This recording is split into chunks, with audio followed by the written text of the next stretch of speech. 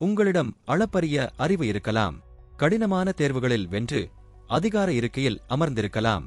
ஆனால் உங்கள் உணர்வுகளையும் மற்றவர்களின் உணர்வுகளையும் உங்களால் ஆள முடியாவிட்டால் அந்த அதிகாரம் ஒரு சுமை. ஏனெனில் நிர்வாகம் என்பது கோப்புகளை கையாள்வது அல்ல, அது துடிக்கும் மனித இதயங்களை கையாள்வது. உணர்வுசார் அறிவு என்பது மென்மை அல்ல, அதுதான் ஒரு ஆட்சியாளரின் ஆகச்சிறந்த வலிமை. இதில் 5 தூண்கள் உள்ளன. 1. தன்னை அறிதல். ஒரு கூட்டத்தில் உங்களுக்கு சினம் வரும்போது அதை உணர்ந்து உங்கள் முடிவை அந்த நொடியே தடுத்து நிறுத்துவது. 2.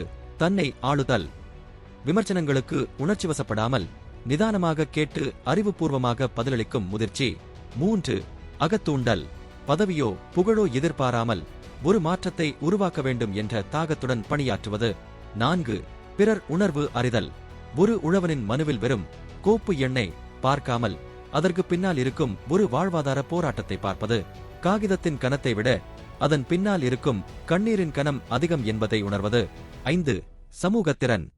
பல தரப்பு மக்களையும் ஒருங்கிணைத்து ஒரு குழுவாக வெற்றி பெறுவது.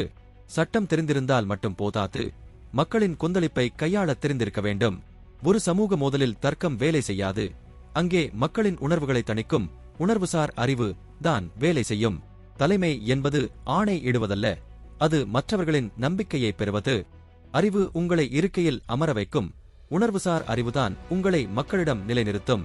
அமைப்புகளுக்கு அறிவு தேவை, மக்களுக்கு உணர்வுசார் அறிவு தேவை.